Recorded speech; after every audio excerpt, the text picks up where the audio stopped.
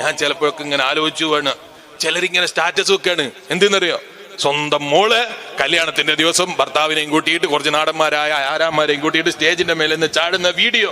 എന്നിട്ട് ആ വീഡിയോ എടുത്തിട്ട് ഞാൻ ഇങ്ങനെ ആലോചിച്ചു പോവാണ്, എത്രയാണ് മനുഷ്യൻ അത് പതിച്ചു പോകുന്നത്. ആ വീഡിയോ സ്റ്റാറ്റസ് വെക്കാണ്. അതിന്റെ അടിയിൽ ഇതാണ്, മാഷാ അല്ലാഹ് എന്റെ മോളെ വിവാഹം കഴിഞ്ഞു. അള്ളാഹു തആല അങ്ങ് സന്തോഷിച്ചു പോയി. കാരണം മാഷാ അല്ലാഹ് എഴുതിയല്ലോ. കള്ളു കുടിക്കുമ്പോൾ ബിസ്മിയും കൂട്ടി കുടിച്ചാൽ നല്ല സുഖം ഉണ്ടാവുമല്ലോ അല്ലേ? കള്ളു കുടിക്കുമ്പോൾ ബിസ്മിയും കൂട്ടിയിട്ട് തുടക്കത്തിൽ ബിസ്മി കൂട്ടിയില്ലേ, പിന്നെ കള്ളു കുടിച്ചാൽ എന്താ ബിസ്മി ഉണ്ടല്ലേ തുടങ്ങിയത് പോലെയാരെ. ഇതുപോലെ വൈവാഹിക ജീവിതത്തിൽ 4 മാഷാ അല്ലാഹ് എഴുതിയിട്ട് മോളെ ചിത്രം വിട്ടാൽ, അല്ലെങ്കിൽ മകളുടെ വീഡിയോ ചിത്രം വിട്ടാൽ, ഈമാനുള്ള വിശ്വാസികളെ മാഷാ അല്ലാഹ് എഴുതിയത് കൊണ്ടല്ല പ്രശ്നവും തീർന്നെന്ന് വിചാരിച്ചോ? തബാറക്കല്ലാഹ്, പടച്ച റബ്ബിന്റെ പരിശുദ്ധിയെ വാഴ്ത്തുന്നു. സുബ്ഹാനല്ലാഹ്, അൽഹംദുലില്ലാഹ്, അല്ലാഹുക്ക് ശുക്ർ. എല്ലാ തുള്ളലും റാഹത്ത് കഴിഞ്ഞു കിട്ടി. എന്നിട്ട് തുള്ളൽ ജനങ്ങളെ കണ്ടിട്ടില്ലേ? എന്റെ മോള് ഇതാ പെയിന്റ് അടിച്ചിട്ട് തുള്ളുകയാണ്.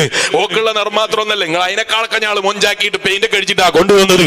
ആർക്കെങ്കിലും ഒക്കെ കാണണമെങ്കിൽ നോക്കിക്കോ. എന്റെ മോള് മൊഞ്ച് നോക്കിയിട്ട് പറയും മക്കളെ മാഷാ അല്ലാഹ് അടിക്കടോ കമന്റ്.